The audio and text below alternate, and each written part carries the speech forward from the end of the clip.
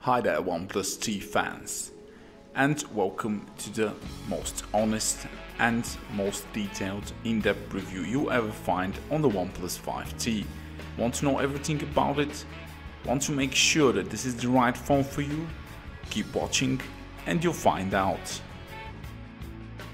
The OnePlus 5T is the standard refresh that OnePlus do every year with every model since the OnePlus 3.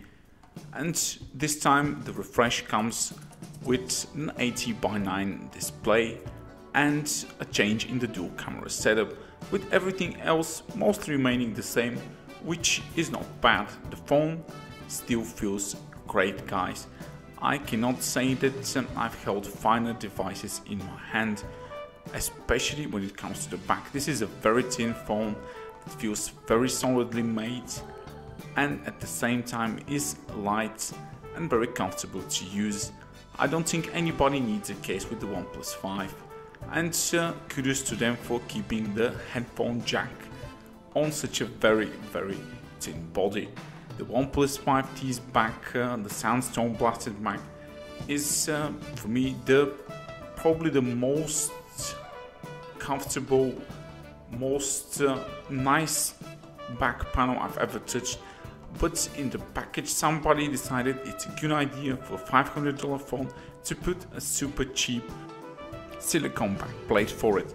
This is very Chinese and really just take the whole pleasure out of unboxing the device, which comes by the way with just the dash charger and cable along with the cheap silicone case in it. The button layout remains the same. What doesn't lay out the same is the fingerprint scanner, which is now located on the back rather than the front. But don't be very angry about it, because the OnePlus 5T has a much cooler new way to be unlocked. But first, let's check out the design. As I said, the phone is one of the most elegant, beautiful and lovely to hold devices ever, and it's still very light at 160 grams. Just feels very good to hold with one hand, and it's very operable with one hand as well, considering this is a 6-inch device. However, thanks to that thinner 18:9 display, the phone is a much better to operate with one hand, and the display is still the same amazing optic AMOLED you get with every OnePlus, but this time it's 18:9. It makes anything viewing on it just a pleasure. Definitely worth the price when it comes to display. Vivid colors, good sunlight visibility, of course infinite blacks as you would expect from any AMOLED panel. Anything you're doing, just checking out wallpapers, playing games, watching movies, watching clips from YouTube, just feels awesome, and you definitely feel you're getting every cent you spent on this phone when it comes to display. But again, it's still a very bad shame that YouTube doesn't have a lot of 18:9 content. If you want more of that, you have to turn to Netflix and Hulu only at the moment.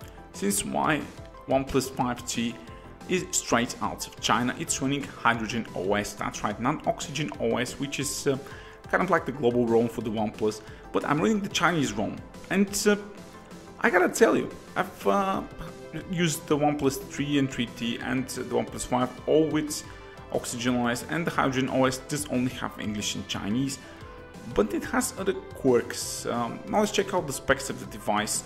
This is again Snapdragon 835, my version is with 6 gigs of RAM and 64 gigs of onboard storage. And as I said, there's a change in the second sensor. You no longer have a telephoto lens, but you have another camera sensor, which helps with the low light, and I'll show you how in a moment. Phone still gets NFC, and you also get a quick access to it by long pressing the fingerprint scanner. The Hydrogen OS basically just runs like Oxygen OS, nothing really different besides the lack of languages. But what's interesting here is that you have kind of like a root access embedded, because you can absolutely uninstall any app you want in there. So I can uninstall anything, and it didn't come with Google services. I had to download the Google Play Store from the OnePlus market and just download only the Google apps I wanted, and I can even uninstall Google if I want to, which is something really nice and not possible with the Oxygen OS ROM. Of course, once you get it, you will put on that dark theme to complement the great AMOLED display, and as always the LED for notifications is highly customizable with lots of different colors. Now let's talk about that unlock method. You can still use the back fingerprint scanner if you want to, but this new facial recognition is something great. I thought it was going to be pants, but I find myself really using it all the time. It is faster than a fingerprint scanner and works well with low light.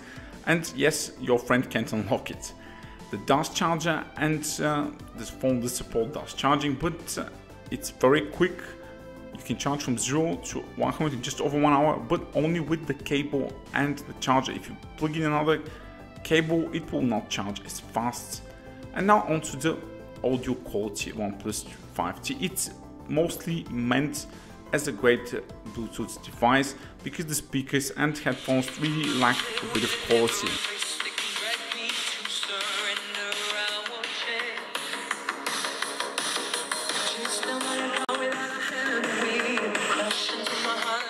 Even when you have all these settings, the sound is very loud from the speaker and from the headphone jack, but the quality just isn't there for me.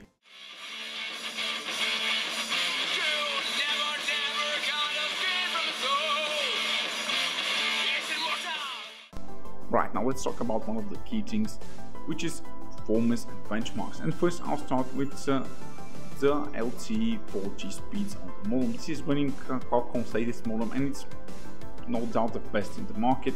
Maxed out all my 4G upload and download here in Bulgaria, which is more than I can say for a lot of devices. When it comes to benchmarks, the new Full HD Plus resolution takes a slight toll on the Snapdragon 835, producing less Antutu score than the original OnePlus 5 because it has a larger screen with larger resolution. As far as Geekbench and the other benchmarks go, it's practically the same as the OnePlus 5, which is not bad. But what's really better is that the OnePlus 5T has better battery life than the OnePlus 5. I managed to get anywhere from 6 to 11 hours of screen on time on a single charge. So OnePlus 5T, big display, small battery, but great on battery life. And this all thanks to the Snapdragon 835, which is bar none the best flagship and perhaps smartphone chip ever produced.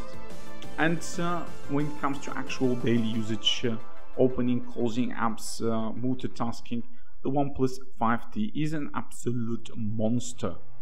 That's right, anything you probably do on this phone will not slow it down. I mean, like literally you can think of any torture like sequence run through test, opening lots of pages in Google Chrome or anything, and the phone just really doesn't slow down. If you have a faster internet connection like dual band 5 GHz Wi-Fi on its all very fast LTE speed, it will absolutely breeze through any task you want it to. So for all of you performance enthusiasts out there and who definitely must have the fastest phone on the market, I'm glad to inform you that the OnePlus 5T does not come any sacrifices with the larger display and resolution, because the Snapdragon 835 is so much up to the task. And especially if you're doing lots of split screen multitasking, the new 6-inch 18:9 display really takes the cake here, because it allows for much simpler and much cooler split screen multitasking between two apps, easier to operate, easier to view both apps. And with RAM management, my 6GB RAM version managed to run 4 or 5 heavy games on the background without loading any of them. So I don't really think you need 8GB of RAM on your OnePlus 5 or your OnePlus 5T, as I said previously with my OnePlus 5 impressions. And you might have guessed the OnePlus 5T absolutely has no issues with any game on the Android Play Store market, unless you may be playing something online and you get some lag because of you know, internet lag for the server, or with the data down or something. Any heavy game I tried on the Android Play Store, really close to console PC level quality I can think of, had absolutely no issues running on the OnePlus 5T with 6 GB of RAM, 64 GB of onboard storage, and let's call this the Qualcomm Snapdragon 835, which is the star of the show with the Adreno 540 graphics, which Apple may beat the Qualcomm Snapdragon 835 in CPU tests, but the Adreno 540 is by none the best smartphone graphics available on both platforms, Android and iOS. And now about the camera review of the OnePlus 5T, since this is another area you'll be definitely hoping for improvement, and there is some, but it's not as you think. You now have the chance to put on an 18:9 shot, which is a full screen shot, but this is interpolated and the photos really don't have that much quality. And I've seen this on all like 18:9 devices so far, so I really don't recommend you use that. Use the 4:3 normal mode to take pictures from your OnePlus 5T, and it does have everything like slow motion and the Pro mode. But what comes here is that the second sensor is no longer a telephoto lens, but another regular sensor with a low aperture f1.7 to help the low light shots.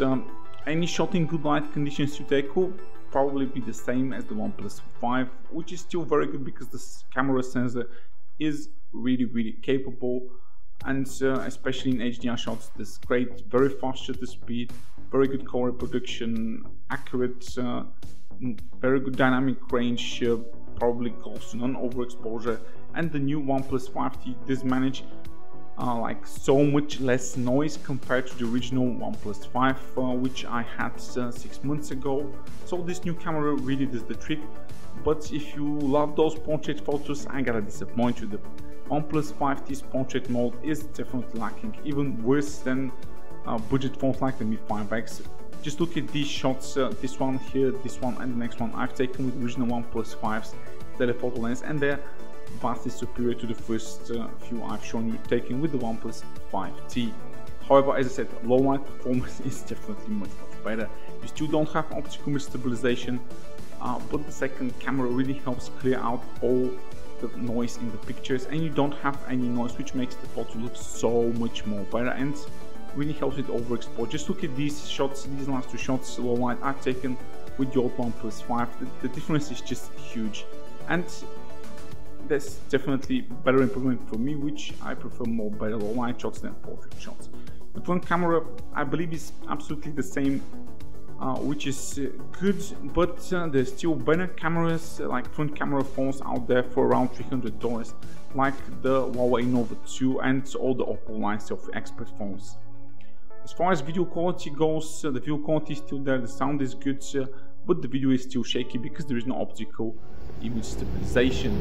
But as I said, the video quality is actually quite good.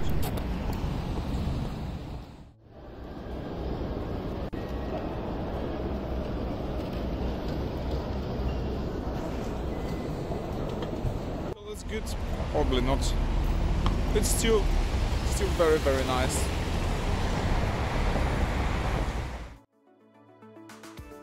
And thanks to the Snapdragon 835, the slow motion is again still rocking good. So this has been it for my OnePlus 5T review. It's a great phone. It's a must buy if you want an 18:9 phone with the best performance, very good battery life and very fast charging. But do know that there are better cameras, camera phones and better audio phones out there on the market. Give the video a thumbs up if you like it, and subscribe to my channel for more honest hands-on reviews. Stick around.